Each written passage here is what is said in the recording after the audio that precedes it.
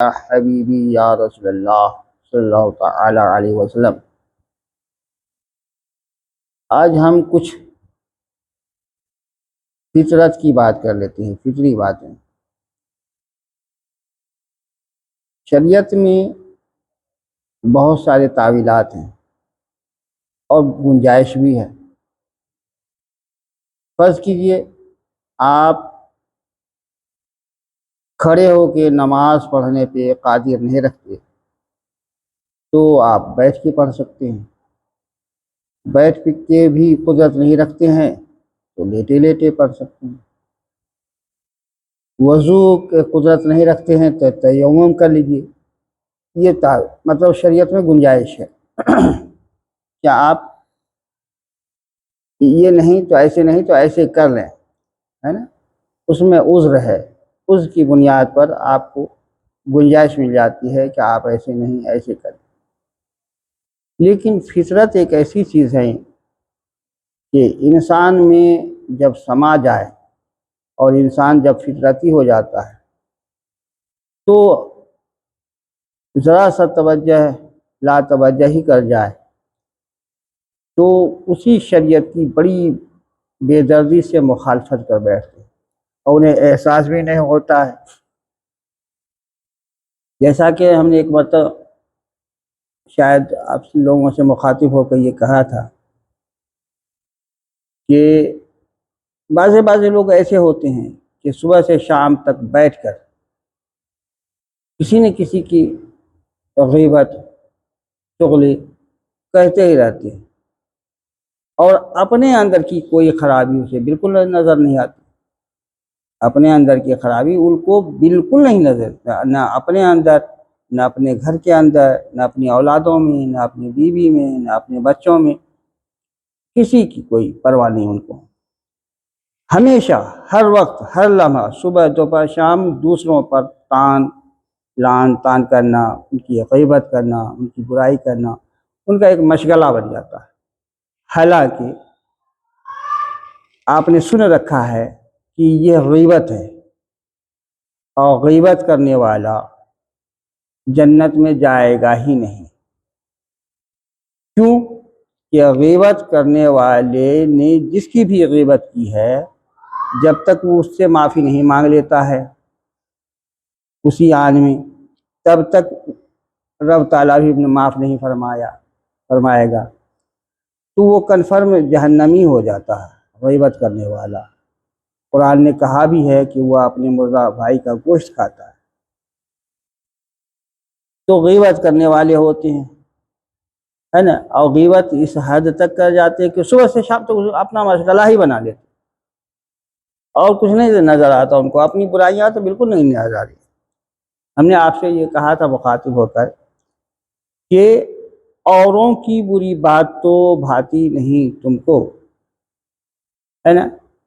یہ بہت، میں بچپنے میں یہ شعر پڑھا تھا اردو کی پہلی کتاب میں کہ اوروں کی بری بات تو بھاتی نہیں تم کو، یعنی اوروں میں، دوسروں میں اگر کوئی قسم کی کوئی خرابی ہے تو اگر اتنی سی خرابی ہے تو اس کو لمبے چوڑے کر کے آپ بیان کرتے رہتے ہیں صبح سے شام تک، اور ایک بار اگر کسی نے اس طرح کی خطا کیا تو آپ عمر بھر کے لیے اس کو ہزاروں لوگوں تک پہنچا دیتے۔ تو یہ دوسرے کی بات ہے، اس لیے کہا گیا ہے کہ اوروں کی بری بات تو آپ کو اچھی نہیں لگتی ہے، بھاتی نہیں، اوروں کی بری بات تو بھاتی نہیں تم کو، پر اپنی برائی نظر آتی نہیں تم کو۔ اپنے اندر جو برائیاں ہیں وہ ہم کو بالکل نہیں نظر آتی۔ یاد رکھیے اس طرح کی باتیں غیبت ہوتی ہیں اور غیبت کرنے والا جنت میں نہیں جائے گا۔ پہلے ایک بات اور کنفرم ہو لیجئے، سمجھ بھی لیجئے کہ ہر جہنمی کا سب سے پہلے اس کے چہرے مسخ کر دیے جائیں گے، اس کے چہرے اتار لیے جائیں گے۔ یہ جو چہرے ہمیں اور آپ کو ہے جس پہ کریم پاؤڈر کیا کیا نہیں خرچ کرتے اللہ کی پناہ، چکنا ہونے کے لیے کیا کیا نہیں کرتے۔ یاد رکھیے اگر آپ چاہتے ہیں کہ آپ کی شکل و صورت اسی طرح برقرار رہے اور بلکہ اور روشن ہو جائے، تابناک ہو جائے، ہے نا، چمکدار ہو جائے، نورانیت آ جائے تو وہ ہے شریعت کے راستے پر چلنا، احکام خداوندی کو بجا لانا، نبی کریم صلی اللہ تعالیٰ علیہ وسلم کی سنت پر اتباع کرنا، تب ہی آپ کے چہرے چمک سکتے ہیں اور یہ سلامت بھی رہ جائے گا۔ ورنہ بھولے سے بھی، چوک سے بھی اگر جہنمی ہو گئے تو سب سے پہلے چہرے ہی مسخ کر دیے جائیں گے، چہرے ہی اتار لیے جائیں گے، چھین لیے جائیں گے۔ یہ چہرہ جو ہے اللہ تعالیٰ نے بڑی محبت سے اس چہرے کو بنایا ہے، تو یہ چہرے چھین لیے جائیں گے۔ اس چہرے کے ساتھ جہنم میں نہیں جانا، جہنم میں جانے کے لیے تو چہرے بنائے جائیں گے، اور اتنے بھیانک چہرے ہوں گے، بعضے کے جو غیبت کرنے والے ہیں ان کے چہرے تو پیچھے ہو جائیں گے، آگے والا چہرہ پیچھے ہو جائے گا، یعنی دم کی طرف سے پیچھے کی جانب سے وہ کتنی بھیانک وہ چہرہ ہوگا، اور کوئی چھوٹا موٹا سا چہرہ نہیں ہوگا، بہت بڑا سا چہرہ ہوگا، بہت بڑا۔ اندازہ لگائیں نا، جب احد پہاڑ کے برابر میں اس کے جب ڈار ہوں گے، دانت والے جو ڈار ہیں وہ ڈار ہوں گے جب احد پہاڑ کے برابر میں، تو اس کا چہرہ کتنا بڑا ہوگا؟ جہاں احد پہاڑ کے برابر ڈار لگیں گے اس کا چہرہ کتنا بڑا ہوگا؟ تو کیوں ہم اپنی آخرت بیکار کر رہے ہیں؟ کیوں ہم اپنے چہرے کو مسخ کروانا چاہتے ہیں دوسروں کی غیبت کر کے، دوسروں کی برائیاں کر کے، ہے نا؟ اپنے اندر کی خرابیاں ہمیں دیکھنی چاہیے کہ ہمارے اندر کیا خرابی ہے، اور کہیں ایسا تو نہیں کہ وہی خرابی جو ہمارے اندر ہے وہ ہمارے بچوں میں نہ آ جائے۔ تو اگر آپ چاہتے ہیں کہ بچے جنتی ہو جائیں تو آپ کو شرعی حدود میں رہنا ہوگا، اور ان غیبت سے اور ان غلاظت سے دور رہنا ہوگا، ورنہ ہمیں اور آپ کو کوئی نہیں بچا سکتا۔ مجھے یاد رکھیے، وقودها الناس والحجارہ، وقودها الناس والحجارہ، انسان اور پتھر جہنم کا ایندھن ہوگا۔ انسان وہاں جو جلائے جائیں گے نا، کوئی لکڑی تھوڑی نا جلائے جائے، انسان اور پتھر جہنم کے جو ایندھن ہے، ایندھن وہ جہنم کے ایندھن پتھر اور انسان ہی ہوں گے، یہی ہوں گے، وہی جلائے جائیں گے۔ اللہ اپنے حفظ و امان میں رکھے۔ میرے پیارے، جب بھی توبہ استغفار کیجیے، اور جب بھی ہماری زبان کھلے تو حمد باری تعالیٰ کے ساتھ کھلے، اللہ کا حمد اور اس کا شکر بجا لائیے۔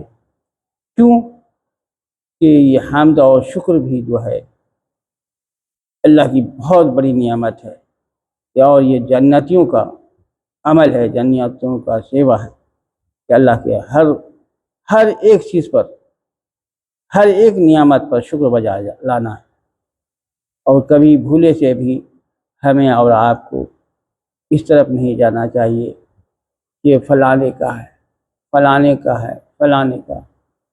ہمیں ہر حال میں بچنا چاہیے۔ ہاں، آپ پر یہ لازم ہے، بجائے آپ یہ کہنے کے، ان کی غیبت کرنے کے، ان کے سامنے جائیے، ان کے گھر کے سامنے جائیے، ان سے ملاقات کیجیے، اور ان سے کہیے کہ آپ میں جو یہ عادت پائی جاتی ہے یہ صحیح نہیں ہے، بہتر نہیں ہے، یہ شرعی نہیں ہے۔ ہاں، اللہ کے واسطے اس طرح کی باتیں نہ کریں، اور انشاءاللہ الرحمن اس کا اجر ملے گا، آپ کو اس کا ثواب ملے گا، ہے نا؟ امر بالمعروف کرنے کو ان کا ثواب ملے گا۔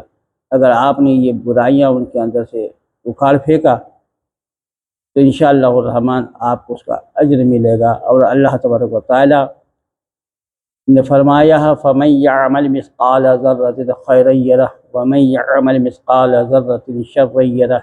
ایک مثقال، ایک ذرہ برابر بھی اگر آپ نے اچھائی کی، نیکیاں کی ہے، اچھے عمل کیے ہیں تو اس کا اجر آپ کو ملے گا، اور ایک ذرہ برابر آپ نے کوئی بری باتیں کی ہے نا، برائی کی ہے، تو آپ کو اس کی سزا ملے گی۔ تو ہم کیوں نہیں راہ چلتے کوئی اچھی بات کر لیں تاکہ ہمیں وہ نیکیاں ہمیں حاصل ہو جائے۔